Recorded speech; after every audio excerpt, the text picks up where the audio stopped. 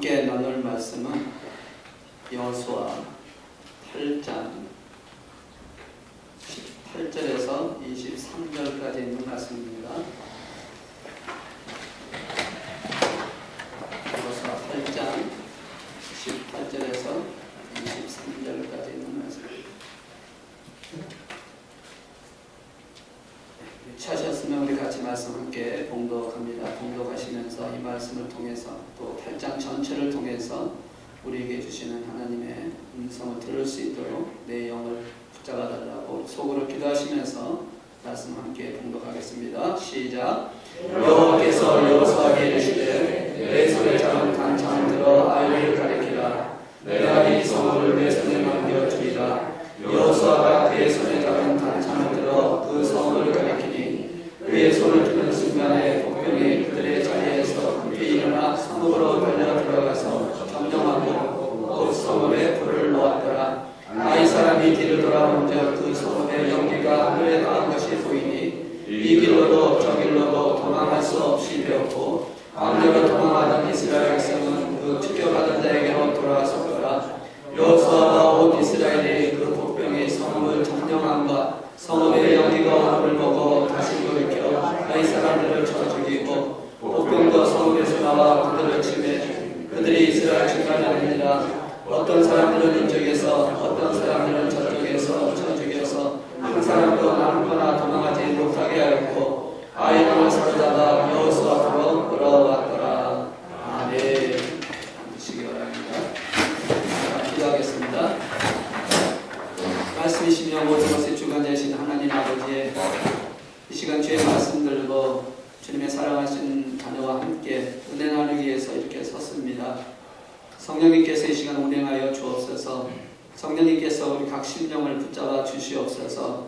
그래서 성령 안에서 하나가 되게 하여 주심으로 말씀을 전할 때에 듣는 자와 함께 성령 안에서 세임이 되게 하여 주시고 또 말씀을 통해서 살아계신 예수님을 만나게 하여 주시옵시고 하나님께 주시는 음성을 들을 수 있게 하여 주셔서 저희들의 삶의 변화와 회복과 치유와 그리고 은혜가 되어지는 시간 되게 역사하여 주시옵소서. 이 종은 십자가에 가려주시고 오늘 그 말씀을 증거할 때에 예수 그리스도만이 보여지게 하여 주시고 이 종은 그저 도구로만 사용해 주셔서 하나님의 영광만이 나타나도록 축복하여 주시옵소서. 주께서 이 모든 것을 이루실 줄로 믿고 감사와 찬양을 하나님께 드리오며 우리 주 예수 그리스도의 이름으로 간절히 기도드리옵나이다. 아멘. 할렐루야. 하나님께서 여러분 한번 하나님께서 주신 그 언약 그리고 사명 그리고 저 앞에서는 그날까지 동행하실 것을 믿습니다. 그 동행함을 통해서 우리가 승리하기를 원하고요. 그리고 저는 여러분이 정말 주님 안에서 온전하게 세워져서 모두가 하나님 품에 안기는 그런 놀라운 은혜가 있기를 소망하며 또 그렇게 되기를 기도하고 있습니다. 한 영혼도 실족하지 아니하고 다 하나님 품에 안기는 역사가 일어나기를 주의 이름으로 축복합니다. 그러기 위해서 때때로는 좀 상처가 되는 말도 되어질 수 있을 것이고 또 때때로는 위로의 말이 되기도 할 것입니다. 왜냐하면 그 모든 것들은 결국 하나님 앞에 서야 되는 그 과정이기 때문에 해야 되는 또 견뎌야 되는 또 감당해야 되는 부분이기 때문에 우리가 어떠한 것이 우리 하나님이 주시는 말씀이라 할지라도 그 말씀을 통해서 결단코 넘어지는 자가 되지 아니하고 세워져 가는 자, 승리하는 자, 또 하나님 앞에 온전히 달려갈 수 있는 그런 역사가 나타나기를 주님으로 축복합니다. 오늘 우리가 계속해서 여호수아를 보고 있습니다. 지금 몇 주간 계속 여호수아를 보고 있는데 오늘은 8장에 있는 말씀 전체를 통해서 아이 성례에 주는 교훈을 한번 살펴보기로 합니다. 지난주에는 7장에 있는 말씀을 통해서 실패를 통한 성공에 대한 말씀을 나눴다면 오늘은 2차 전쟁을 통해서 성공하는, 승리하는, 아이성에서 승리하는 그 모습을 보면서 하나님께서는 오늘 우리에게 무엇을 말씀하려고 하는 것일까? 그리고 우리에게 또한 무엇을 교훈하고 계시는 것일까? 주 앞에서는 그날까지 달려가기 위해서 우리가 어떻게 달려가야 할 것이냐? 또 우리에게 주어진 영적인 가나안 땅, 육적인 가나안 땅, 또 우리에게 주신 10분의 40장에 대한 복음의 전파를 위해서는 어떠한 마음으로 준비를 해야 되는 것일까?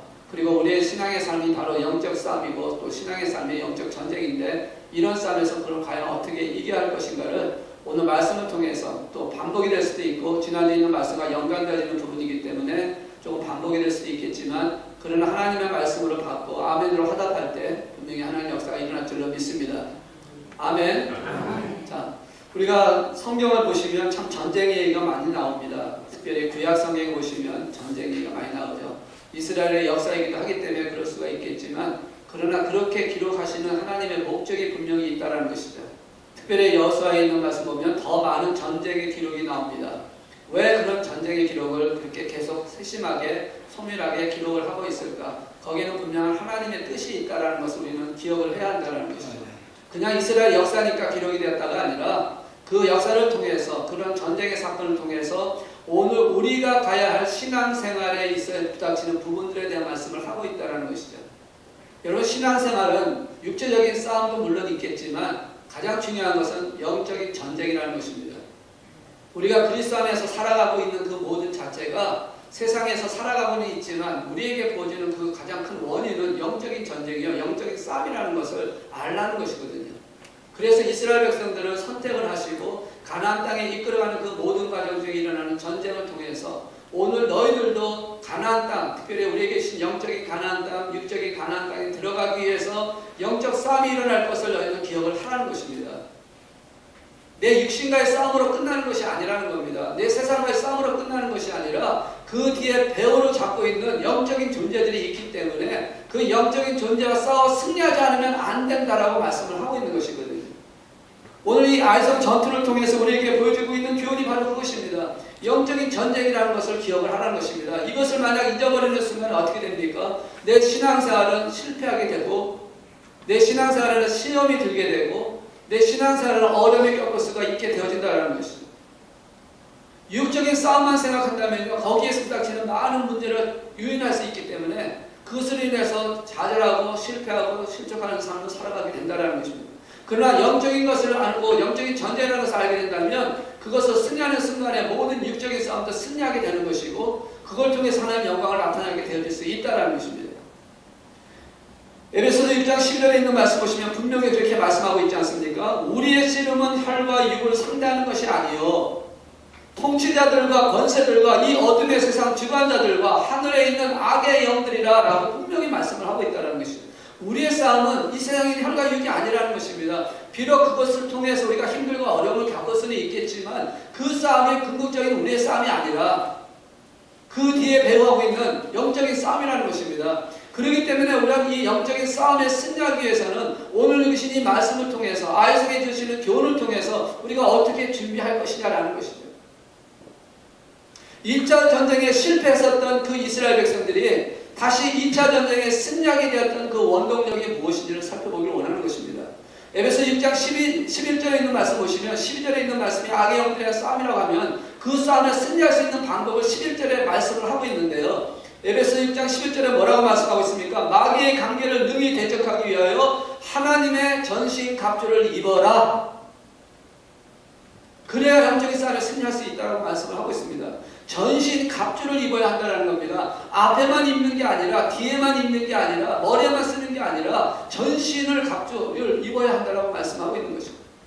영적인 싸움은 그런 하나 단순한 어떤 눈에 보이는 앞에만 보이는 뒤에만 보이는 그런 전쟁이 아니라 사방팔방으로 어떤 상황으로 어떻게 올지 모르는 전방위적인 그런 상황으로 오는 전쟁이라는 것을 기억을 해야 한다는 것입니다.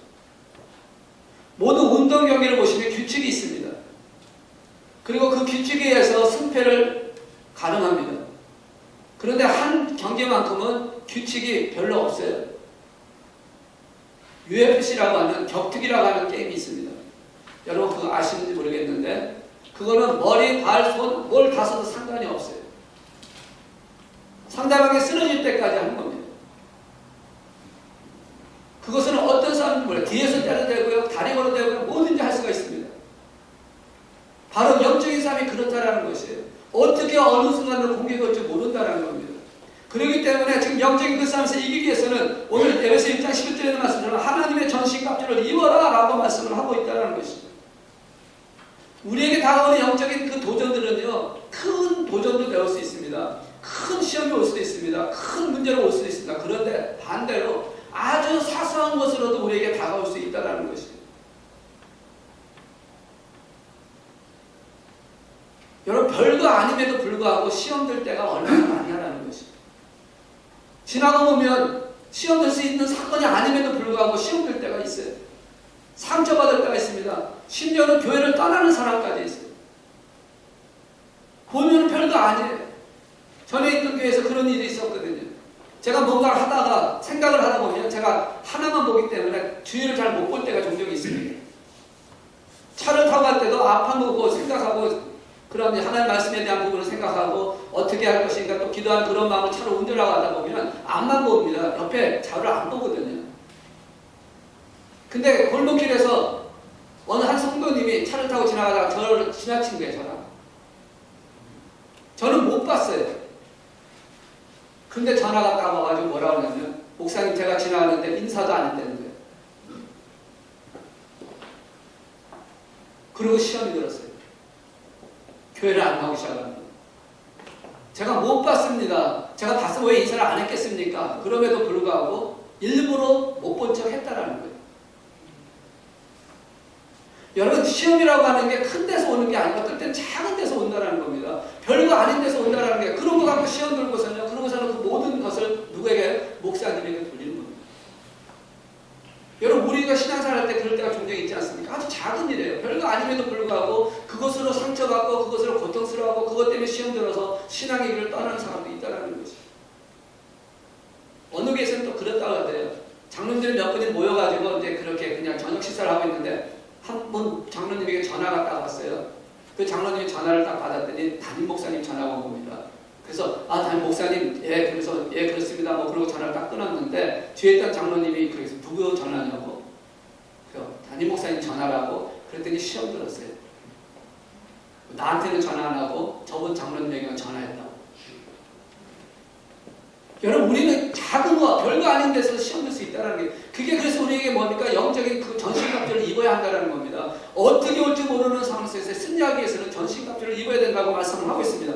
오늘 이 계시는 이 말씀 속에 나오는 이 아이성도 바로 이런 사건 때문에 1차적인 실패를 했다는 것이에요.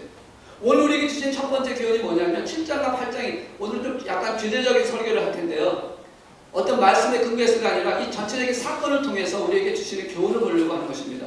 아이성을 통해서 우리에게 주신 첫 번째 교훈은 뭐냐면 작은 것이라고 할지라도 우습게 여기지 말라는 겁니다. 왜 실패했습니까? 아이성 작은 것을 본 거예요.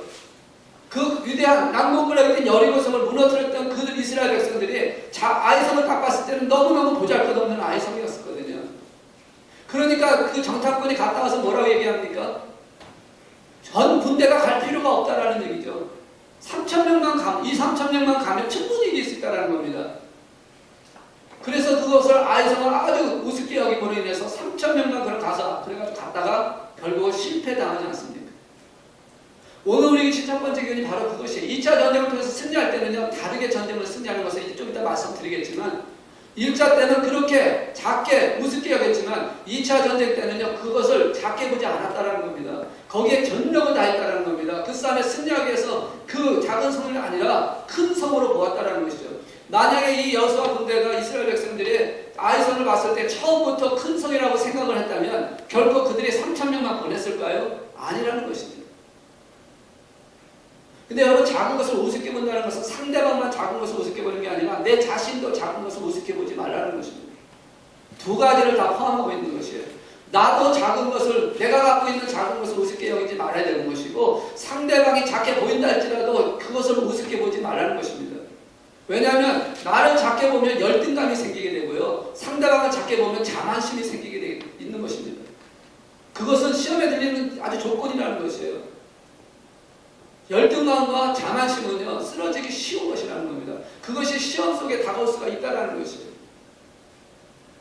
아이성은 작게 봐서 자만심 때문에 실패했던가 하면 자신이 갖고 있지 못하는 것 때문에 상대방을 높이 봄으로 인해서 열등감 때문에 도망가고 포기하는 자들도 종종 있지 않냐는 것이죠. 우리가 성경에 있는 말씀 보시면 작은 것이라 할지라도 누구의 손에 들렸느냐 누구와 함께 있느냐에 따라서 그것이 위대한 능력을 나타내는 것을 성경은 말씀을 하고 있습니다. 우리가 한 가지 예를 든다면 다윗과 골리앗과의 싸움을 한번 보시기 바래요. 다윗과 골리앗의 싸움은 어떻습니까? 모든 사람 볼 때는 다윗은 작은 자고요. 작은 아이였습니다. 골리앗은 3m 정도 되는 그런 근처기 장성입니다. 무기도 전혀 다른 무기를 갖고 있습니다. 사람들은 골리앗이 이긴다라고 생각을 하고 있었겠죠. 그러나 다윗이 결국은 골리앗을 쓰러뜨립니다. 볼 때는 작은 것이었지만 그 다윗 스스로는 작은 것. 왜 그렇습니까? 나와 함께 하시는 이가 있기 때문에. 작은 자라 할지라도 누구와 함께 있느냐에 따라서 능력이 나타나고 역사가 나타나기 시작을 한다는 것이죠. 아무리 큰 자라 할지라도 많은 것을 가졌다 할지라도 누구와 함께 있지 아니한다면 그것은 소용이 없는 것이 되어질 수 있다는 것입니다. 다윗같이 작은 자에도 불구하고 하나님과 함께 했을 때 능력이 나타났던 것처럼 여러분 작은 것이라고 우습게 여기지 말라는 것입니다. 내가 갖고 있는 작은 것 그거 보잘것없다고 생각하지 말라는 것입니다. 내가 갖고 있는 이 상황 지금 형편이 다른 거에 비해서는 부족하다 할지라도 그것 때문에 열등감에 빠지지 말라는 것입니다. 누구의 손에 붙들려냐에 따라 달라진다는 것이죠. 또 상대방이 잘했다고 할지라도 자만하지 말라는 것입니다. 왜? 하나님께서 그와 함께 있다면 그것은 큰 일을 할 수 있는 능력이 있는 자기 때문에 그렇습니다.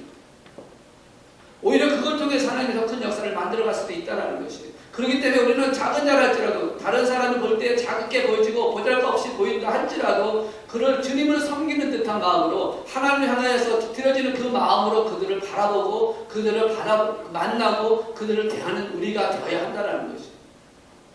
작은 자의 젖을 우습게 여기지 말라는 것입니다. 여러분 한 소년이 보리떡 2개, 보리떡 5개, 물고기 2마리를 갖고 있을 때 별거 아니었습니다. 그 작은 거였습니다. 그런데 그게 예수님의 손에 들렸을 때 엄청난 역사를 이루지 않았습니까? 예수님의 손에 이끌렸을 때 달라진다는 것을 말씀하고 있는 것입니다. 그러므로 여러분 우리가 적은 것 갖고 있고 지금 부족한 것이라 할지라도 여러분 그것을 감사하기를 주의 이름으로 축복합니다.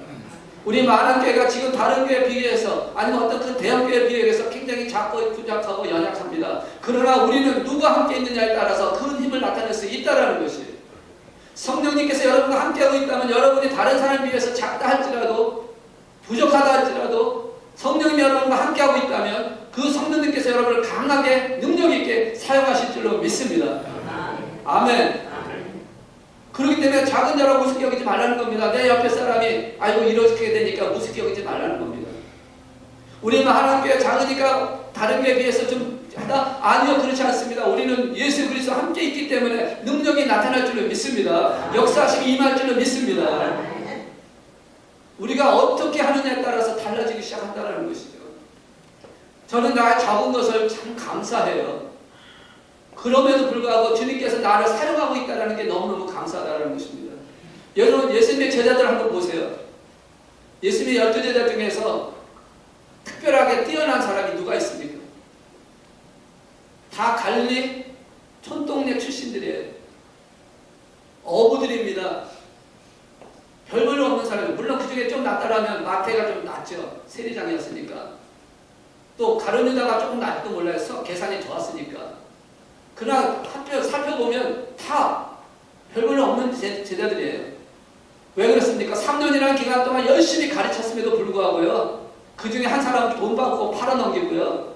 한 사람은 모른다고 부인하고 도망가고요. 다른 사람은 예수 때문에 겁난다고 다 도망갔던 그런 제자들 아닙니까? 그들에 비하면 저 여러분 훨씬 더 나을 수도 있잖아요. 그런데 그렇다고 해서 우리가 그들을 우습게 여기서는 안 된다는 겁니다. 왜냐하면 그들이 오순절 마가다락 땅에 모여서 기도할 때 성령의 불의 역사가 임하기 시작하고 난 후에 그들의 삶은 180도로 바뀌는 것을 우리에게 보여주고 있지 않습니까? 그들이 당대에서 복음을 전파하는 그 역사를 만들어가고 있지 않습니까? 순교를 하면서까지 복음을 전하는 그들의 모습을 볼 때에 우리 같은 사람은 그들보다 못할 수도 있고 그들보다 좀 낫다 할 수 있지 않지라도 별로 아니라는 것이죠. 중요한 것은 성령님이 우리와 함께하고 있느냐, 예수 그리스도가 우리 안에 있느냐가 중요한 부분이라는 것입니다. 그렇기 때문에 여러분 작은 자 우습게 여기지 말라는 것이죠. 아이성을 통해서 우리에게 주신 교훈이 바로 그것입니다. 여러분 마태복음 25장에 보시면 달란트의 비유가 나옵니다. 5달란트 받은 자가 나오고 2달란트 받은 자가 나오고 1달란트 받은 자가 나와요. 2달란트가 5달란트 받은 자를 봤을 때 자기보다 헌등이 더 좋게 능력 있게 크게 볼 수도 있습니다. 5달란트 받은 자가 2달란트 본 자를 보면서 업신여길 수도 있습니다. 그런데 성경에서는 그런 말을 하지 않습니다. 하나님이 그들을 똑같이 보았던 것처럼 그 둘도 똑같이 보았다는 겁니다. 자기에게 주어진 일에서 최선을 다했다는 것입니다. 하나님 보실 때도 5달란트든 2달란트 똑같이 보고 있다는 것입니다. 그러므로 우리가 작은 자든 큰 자든 상관이 없다는 것이에요. 문제는 1달란트 받은 자였다는 것이죠. 그 1달란트 받은 자는요, 5달란트와 2달란트 받은 자와 비교를 했습니다. 그래서 자기가 열등하다고 생각을 합니다. 그러니까 최선을 다하지 아니하고 숨겨두고 그러면서 그것을 원망과 불평을 주인에게 했다는 것이죠. 오늘 우리가 작은 자가 우습게 여기지 않으려면 여러분 비교의식에서 벗어나야 한다는 겁니다. 비교의식에서 벗어나지 않으면 여러분 원망과 불평이 있을 수밖에 없다는 거죠. 저 사람 나보다 더 큰 은혜를 주신 것 같아. 저 사람 나보다 더 큰 은사를 준 것 같아. 저 사람 나보다 더 좋은 것 같아. 여러분 비교하지 말라는 것입니다. 하나님은 우리에 맞게끔 주신다는 것이죠. 그리고 그 맞게끔 하나님의 역사를 통해서 능력을 나타내게 하신다는 겁니다. 다윗에겐 다윗의 능력을 나타냈고 조그만 소녀에겐 조그만 소녀의 능력을 나타낸 것이에요. 오늘 저 여러분도 마찬가지입니다. 여러분 한 분 한 분에게 주어진 것이 각자 다르지만 그것이 하나님께서 주신 가장 큰 것이고 가장 좋은 것이기 때문에 비교하지 않냐고 그것을 우습게 여기지 말라는 것입니다. 주님 안에서 그것을 사용하게 되면 하나님의 역사가 일어난다는 것입니다. 하나님을 바라볼 수 있어야 된다는 것이죠. 오늘 이 아이성을 통해서 우리에게 주시는 첫 번째가 바로 그것입니다. 작다고 우습게 보지 말라는 겁니다. 나 자신도 상대방도 여러분 우리는 주님을 바라보는 듯한 마음으로 상대방을 바라봐야 되고요. 내 자신도 주님과 함께하고 있다는 내 자신을 보면서 내 자신을 높일 수 있어야 한다는 것입니다. 마태복음 25장 후반부에 가서 보시면 또한 양과 염소의 비유가 나옵니다. 이 양과 염소의 비유를 통해서 보시면 그 목자가 양을 오른쪽에 염소를 왼쪽에 나눴다라고 얘기를 하면서 그 다음 나온 비유가 뭡니까? 작은 자에 대해서 얘기를 합니다. 양과 염소를 나누는 그 사건을 통해서 이스라엘 백성에게도 오른쪽에 숫자가 있고 왼쪽에 숫자가 있다라고 말씀합니다. 오늘 우리 중에도 어쩌면 왼쪽에 숫자도 있을 것이고 오른쪽에 숫자도 있을 것이 있다라는 것이죠. 저는 여러분이 다 오른쪽에 서기를 주의 이름으로 축복합니다. 양의 자리에 서기를 주의 이름으로 축복합니다. 양의 자리에 설 수 있는 것과 염소의 자리에 설 수 있는 그 기준이 뭔지 아십니까? 작은 자에게 어떻게 했냐에 따라서 결정이 되어진다는 것입니다. 마태복음 25장 40절에 있는 말씀 보시면 이렇게 말씀합니다. 임금이 대답하여 이르시되 내가 진실로 너에게 이르노니 너희가 여기 내 형제 중에 지극히 작은 자 하나에게 한 것이 곧 내게 한 것이니라. 지극히 작은 자에게 한 것, 별 볼일 없는 것, 작다고 생각해서 무시할 수 있는데도 불구하고 주님을 생각하는 그 마음으로 그를 대한 사람은 양의 자리에 쓴다라는 것이에요.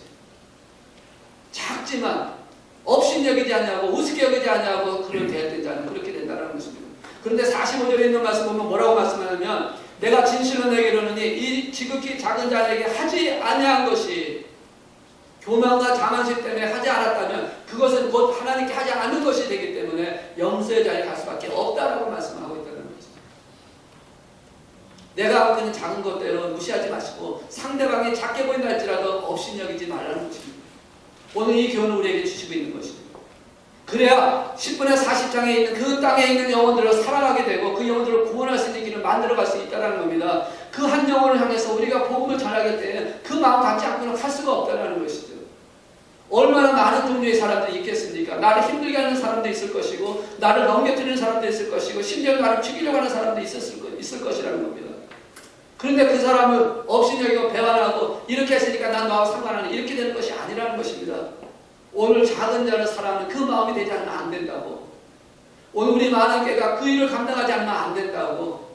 언약을 주셨고 약속을 주셨고 그런 은사를 주셨고 어떤 그런 것을 주셨다 할지라도 지극히 작은 자 하나를 사랑하지 못한다면 작은 것을 업신여긴다면 그 일을 감당할 수 없다라고 말씀을 하고 있는 것입니다. 오늘 이 말씀을 기억하시기 바랍니다. 아이성을 승리하기를 원하신다면 가나안 땅을 승리하는 정복하기를 원하신다면 가장 작은 것이라 할지라도 업신여기지 마시고 그것을 존귀히 여기면서 그리고 하나님과 함께 성령의 능력 안에서 그 열매를 맺어가기 위해서 달려가는 저 여러분 되시기를 주의 이름으로 축복합니다. 아멘. 두 번째는요, 우리에게 주신 두 번째 교훈은 뭐냐면 지난주에도 잠깐 말씀드렸지만 왜 첫 번째 아이성에서 실패했습니까? 아간의 범죄 때문에 실패를 했다는 것이죠. 오늘 우리에게 주신 두 번째 교훈이 바로 이것입니다. 승리하기 위해서는요, 내 안에 있는 그 아간, 범죄에 대한 모든 것들을 다 내어놓지 않으면 정결하게 되지 아니하면, 구별되지 아니하면 승리할 수 없다라는 것을 기억하라고 말씀을 하고 있는 것입니다. 그런데 이것은 누구에게서 도움을 드리는 것이 아니라 스스로가 그것을 해결하지 않으면 안 된다는 것을 두 번째 말씀이에요. 첫 번째, 하나님께서 이스라엘 백성 여호수아에게 찾아와서 왜 아이성에 실패했습니까를 질문했을 때, 옷을 찢고 하나님 앞에 간절하게 부르짖며 기도하면서 왜 이런 일이 우리에게 일어났습니까 했을 때 하나님께서 분명히 말씀하고 있지 않습니까? 너희가 범죄했다. 그런데 그 범죄한 것에 대해서 누가 범죄했다라고 말씀한 게 아니라 범죄했다라고만 알려주십니다. 이건 무슨 말입니까? 문제, 죄에 대한 부분을 해결하는, 거룩하게 되는 부분은요, 하나님께서 우리를 그렇게 기다리기 원하시는데, 그렇게 되기 위해서는 우리 스스로가 나를 정결케 하는 방선을 만들어 가지 않으면 안 된다라는 것을 기억하라는 것이에요. 하나님은 우리가 깨끗하기를 원하십니다. 범죄하지 않은 그런 마음을 갖고 정결하기를 원합니다. 그런데 그렇게 되기 위해서 우리가 그것을 끊어지지 않으면, 끊어놓지 않으면 안 된다라는 것이에요. 범죄 자리에 앉아있으면서 주님 나를 범죄하지 않게 해주세요가 아니라 범죄자 벗어나야 된다는 겁니다. 내가 그것을 떠나야 한다는 것입니다. 내가 움직여야 한다는 것입니다. 그것을 기억하라는 것이에요. 내 안에 있는 아간을 떼어서 깨끗게 하는 역사를 만들지 않으면 안 된다는 것을 두 번째로 우리에게 교훈을 하고 있는 것입니다.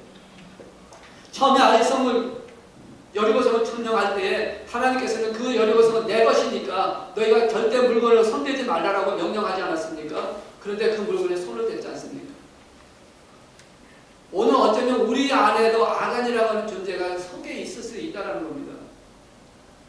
여러분 주님을 만나고 나서 여러분 모든 죄를 다 주님 앞에 회개하고 용서받은 줄로 믿습니다. 그럼에도 불구하고 우리는 아직까지도 죄 가운데 존재하고 있다는 것도 기억을 해야 한다는 것이죠. 정결하게 됐지만 그럼에도 불구하고 우리 안에는 역시 죄의 본성이 아직도 남아있어서 계속 죄를 짓고자 하는 그 욕망이 있다는 겁니다. 탐심이 있다는 겁니다. 욕구가 있다는 겁니다. 세상 것을 찾아보고 싶은 마음이 생기기 시작한다는 겁니다. 안 하려고 노력하고 그러지 않으려고 몸부림을 치는데도 불구하고 그런 상황을 만드는 때가 얼마나 많냐라는 것이에요. 세상에 있는 것들이 교회에 들어와서 교회를 망가뜨리는 그 사건을 우리가 보고 있지 않습니까? 말씀 안에 살려고 몸부림치는데도 불구하고 인간적인 생각과 이성적인 이런 판단이 들어와서 그 말씀을 헤어놓고 흐트러놓고 쓰러뜨리는 경우가 얼마나 많냐라는 것이죠. 우리 안에 그 아간이 있다는 겁니다. 이 아간이라는 것은 바로 욕심이에요. 가장 큰 게 욕심입니다. 갖고 싶은 욕망이라는 것이죠. 여러분 우리도 갖고 싶은 욕망들이 다 있지 않습니까? 그것을 벗어버리지 않으면 안 된다고 말씀하고 있는 것입니다.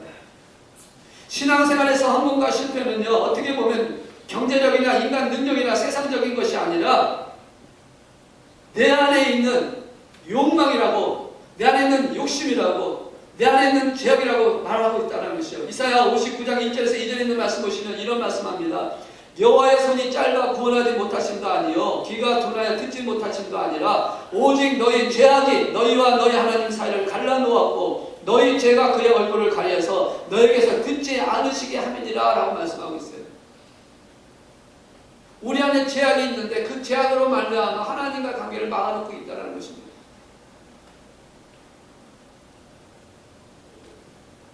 이것을 빼서 벗어버리지 않으면 안 된다는 것입니다. 하나님을 만나고 하나님 앞에 대면하는 것이 굉장히 중요한데 하나님의 인재를 통하는 예배를 드리고 하나님을 만나는 이것이 굉장히 중요한데 내 안에 악이 있다면, 내 안에 해결하지 못한 것이 있다면 그것이 대면을 막아버린다는 겁니다. 나가서 하나님을 만나지 못하게 한다는 것이에요. 성령의 기름 부음이 있어야 되고 성령 안에서 드려지는 예배가 되어야 되는데 내 안에 어떠한 것이 막아져 있다면, 죄로 인해서 막혀 있다면 만날 수가 없다는 것이거든요. 그럼 우리 예배는 실패한 것이잖아요. 그것을 빨리 뽑아내야 한다는 것입니다. 빨리 벗어버려야 한다는 것입니다. 그러지 않고서는 하나님을 만날 수 없다라고 성경은 말씀하고 있다는 것이죠. 깨끗한 영을 갖기 위해서 그것을 안에 잡아내야 한다는 것이죠. 근데 그것을 못 느끼는 사람도 있다라고 성경은 말씀하고 있어요. 그런 죄 가운데 있음에도 불구하고, 그런 마음이 있음에도 불구하고 그거를 모르고 있는 사람이 있다라고 말씀해요. 요한계시록에 보시면 2장 3장에 보시면 아시아 7개가 나옵니다. 그 중에 라우디게아 교회에 대한 하나님의 말씀이 있거든요. 이렇게 말씀합니다. 네가 말하기를 나는 부자라 부유하며 부족한 것이 없다 하나 내 공부한 것과 가련한 것과 가난한 것과 눈먼 것과 벌거벗은 것을 알지 못하는도다. 실제로는 죄 가까운 데서 하나님과 대면하고서 막혀있는 그 상황인데도 교회 안에 있다고 하는 그것 때문에, 다른 사람과 똑같이 예배드리고 있다는 그것 때문에 자기 실상을 보지 못하고 막혀있는 상황임에도 불구하고 하나님을 만나지 못한 채 만나는 것처럼 착각하고 있는 사람이 있을 수 있다라고 말씀하고 있는 것입니다. 여러분은 아니라고 저는 믿습니다. 그러나 그럴 수 있는 종류가 충분히 있다라는 것이죠. 내 안에 있는 그것을 빨리 뽑아내셔야 한다는 겁니다. 그래야 하나님을 만날 수 있다는 것이죠. 이 아이성에 승리할 수 있던 바로 비결이 그것입니다. 아간을 잡은 것이에요. 하나님께서 너희 중에 죄가 있다라고 얘기하고 끝났습니다. 그런데 그것을 찾아낸 자는 누굽니까? 그들 백성들이었습니다. 죄를 뽑기를 했다는 것입니다. 여러분 스스로가 나를 돌아봐야 한다는 것이죠. 저는 여러분을 자세히 알 수가 없습니다. 여러분 안에 있는 것을 저는 알 수가 없습니다. 그러나 여러분은 알잖아요. 가려서 보이지 않는 것이 되지 않도록 볼 수 있는 눈이 있기를 주의 이름으로 축복합니다. 그래서 그걸 뽑아내시길 바라요. 그걸 뽑아낼 때에 하나님은 승리하는 삶을 이끌어가 주신다는 것이죠. 자기의 벌거벗음을 볼 수 없는 눈을 갖고 있다면 이제 그것을 볼 수 있는 눈을 달라고 부르짖어 기도하는 저와 여러분 되시기를 주의 이름으로 축복합니다. 우리 마음교회가 하나님 은혜 안에서 역사를 이뤄가기 위해서는 우리와 교회 안에 혹시 보지 못하고 있는 어떤 부분이 있지 않는가? 하나님 보실 때 하나님과의 관계를 막고 있는 어떤 부분이 있지 않을까? 은혜를 내려주시고 성령의 불을 부어주시는데 그것을 막고 있는 어떤 것이 있다면 우리는 그것을 뽑아버려야 한다는 것입니다. 그래야 하나님과의 만남이 이루어지고 하나님 안에서 하나님 말씀을 들을 수 있게 되고 그 말씀을 들어야 순종할 수 있지 않겠습니까? 그것이 막혀졌다면 우리는 움직일 수 없는 존재라는 것입니다. 그거 막혀있는 걸 뽑아내기를 주의 이름으로 축복합니다. 뽑아내고 이제 세 번째로 주시는 기운이 바로 그것이거든요. 하나님 말씀을 듣고 순종하는 것을 봐야 된다. 하나님 말씀을 듣지 않으면 안 된다는 것이죠. 하나님 말씀을 듣지 않는데 어떻게 순종할 수 있겠냐고 성경은 말씀하고 있습니다. 사실 우리가 여호수아를 통해서 보시면 이스라엘 백성들이 40년 후에 가나안 땅에 들어가는 과정 중에 제일 처음에 만났던 난관이 요단강이었습니다. 그것도 우기철이라서 엄청나게 물이 차고 있었던 그 시기입니다. 여러분 그 물을 어떻게 건넜나요? 잘 아는 대로 하나님의 말씀을 듣고 말씀대로 순종함으로 요단강을 건넜습니다. 두 번째 난관이 여리고성이었습니다.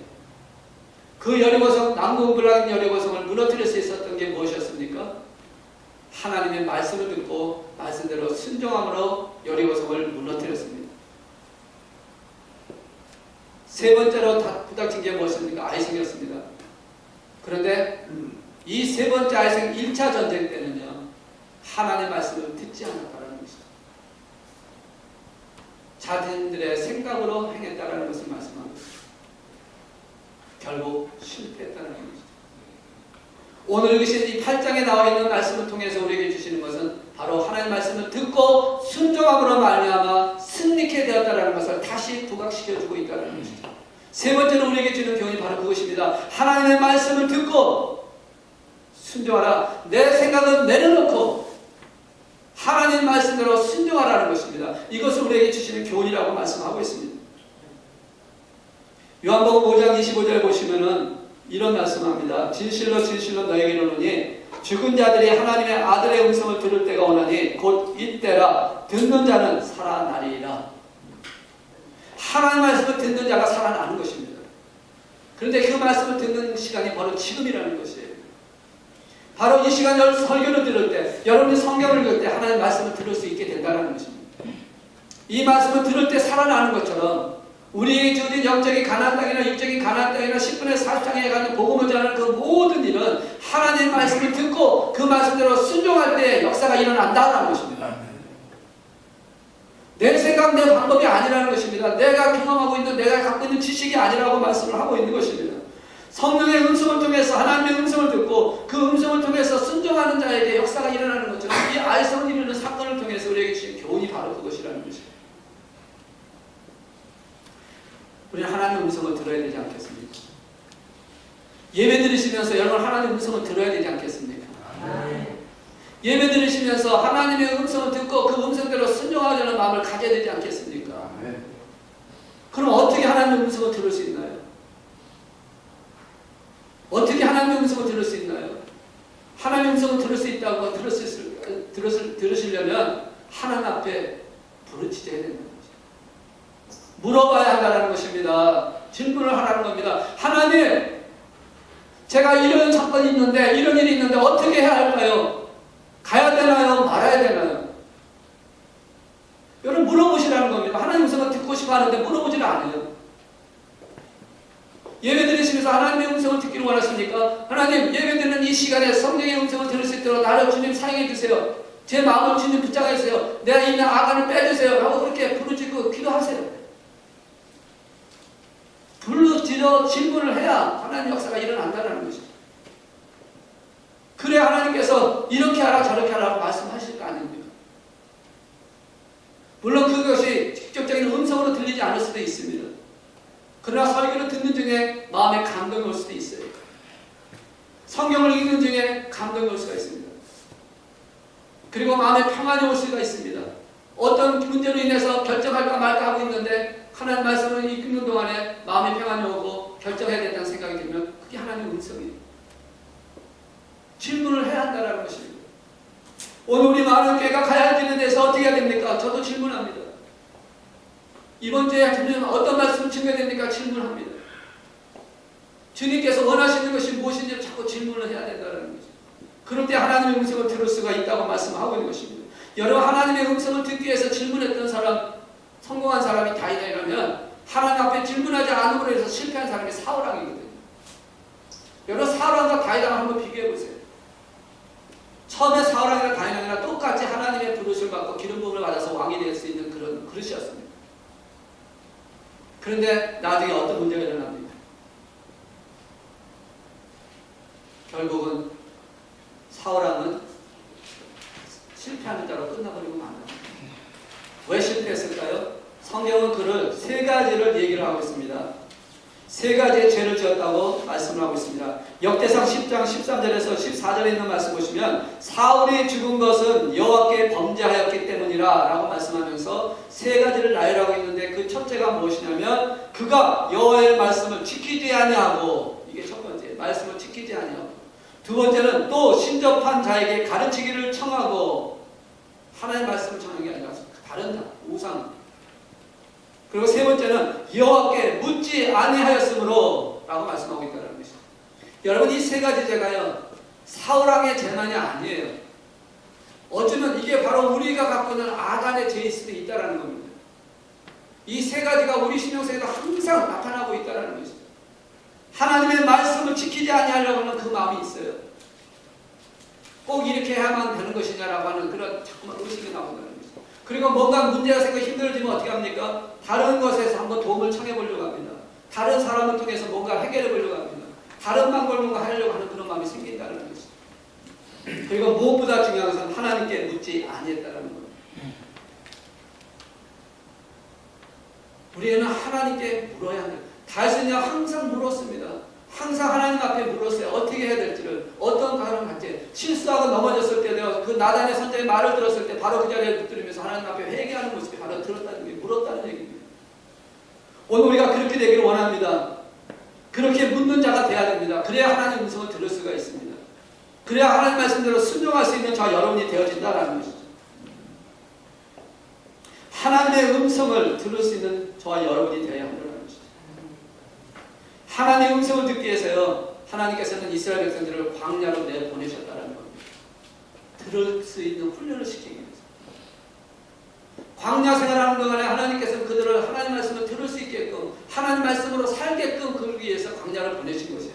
우리가 지금 가나안 땅에 들어가서 그 땅을 정령하게 정복하는 싸움을 살기 위해서 지금 계속해서 우리를 이 말씀을 통해서 훈련을 시키고 있다는 것을 여러분 기억하셔야 됩니다.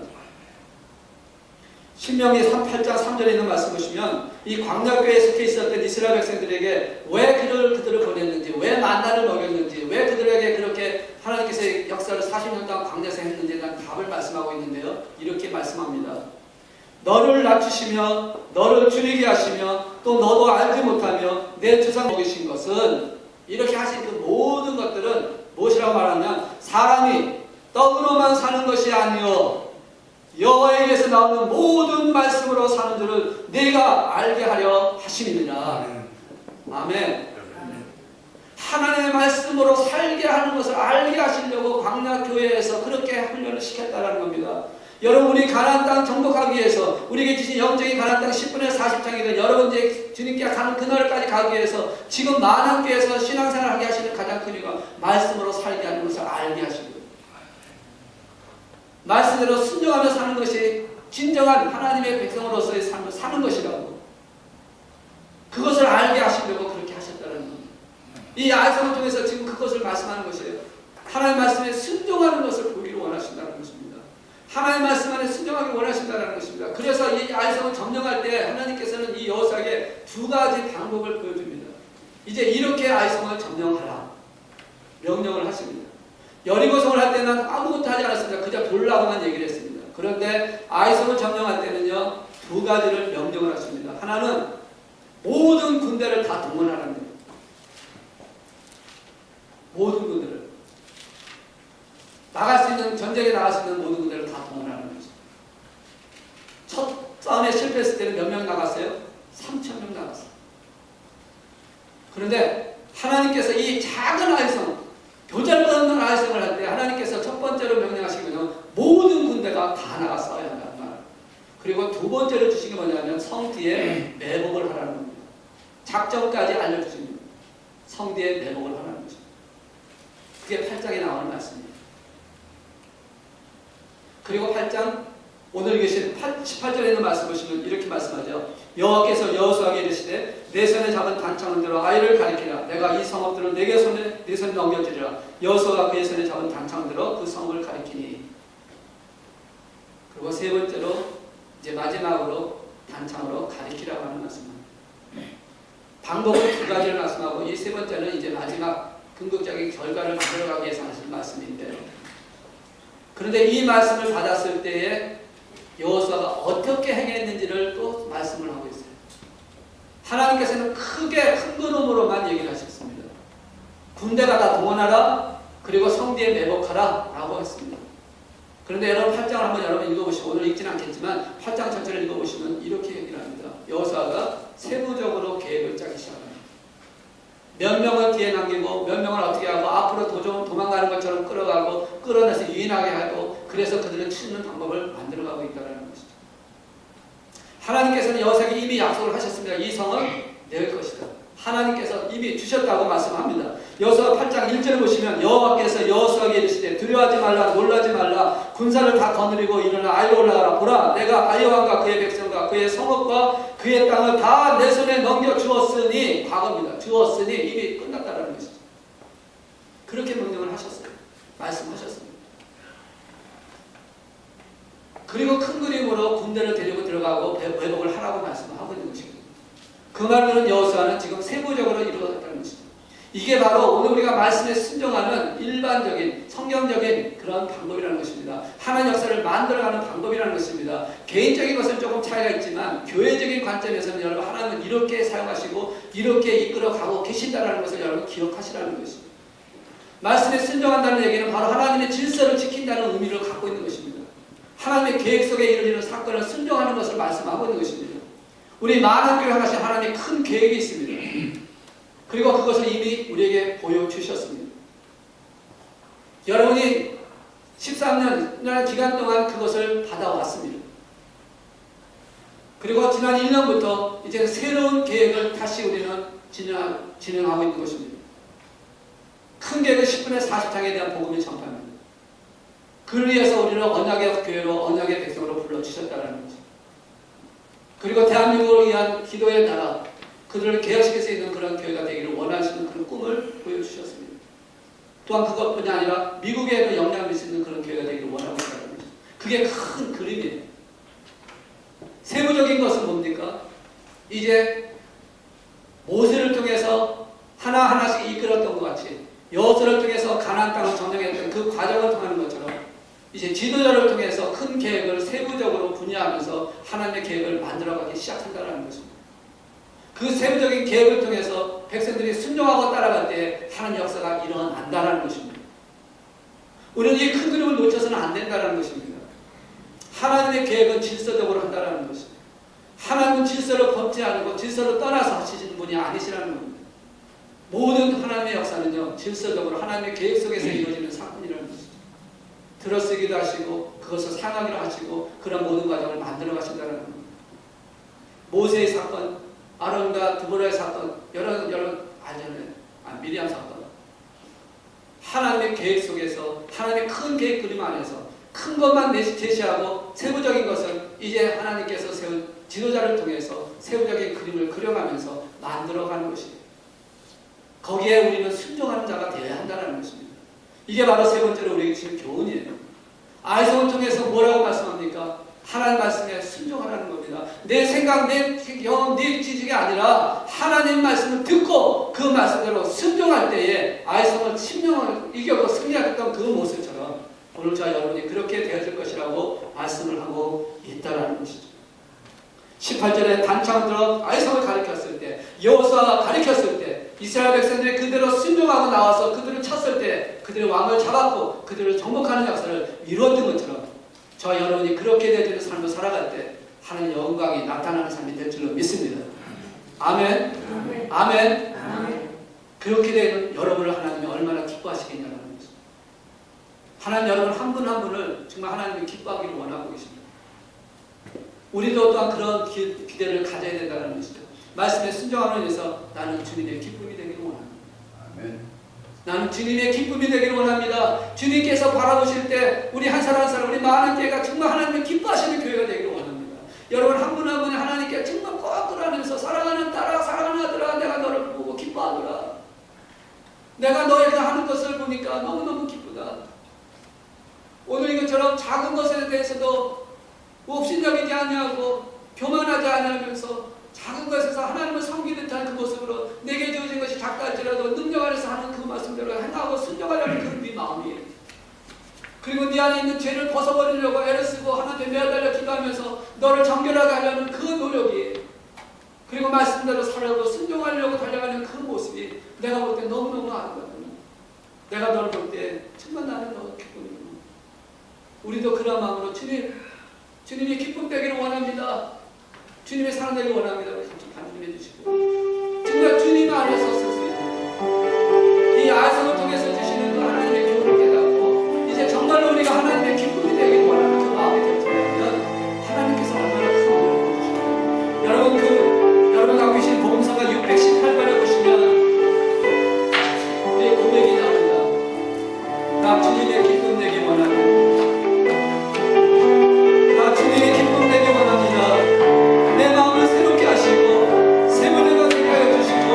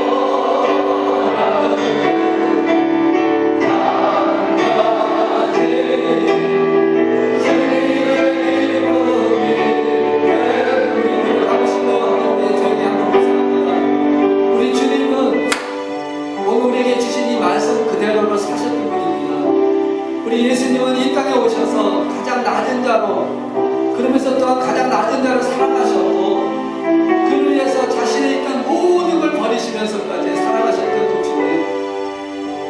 그러면서도 자기의 생각과 자기 뜻이 아니라 하나님이 원하시는 뜻을 이루기 위해서 십자가의 피를 죽으시기까지 사랑하시고 죽기까지 우리를 구원하시고자 하셨던 그 주님. 죄가 없으심에도 불구하고 우리 죄를 대속하시기 위해서 우리 모든 죄가를 대신 짊어지시고 십자가로 오르신 그 주님. 그 주님께서 우리에게 보여주신 것처럼 이 안성을 통해서 우리에게 주신 교훈을 바라보며 주님 닮아가는, 주님의 기쁨이 되어지는, 주님 안에서 세워져가는 우리 만왕교회가 되고 여러분이 되기를 정말 간절히 그렇게 되기를 소망합니다. 여러분 한 분 한 분을 정말 주님께 안겨드리기를 원해서 우리가 정말 주님 오시는 그날까지, 심판의 주님, 재림의 주님을 만나는 그날까지 정말 온전히 세워질 수 있기를 원하는 그 마음으로 오늘 주신 말씀을 통해서 우리는 이렇게 삽시다. 우리는 이렇게 달려갑시다.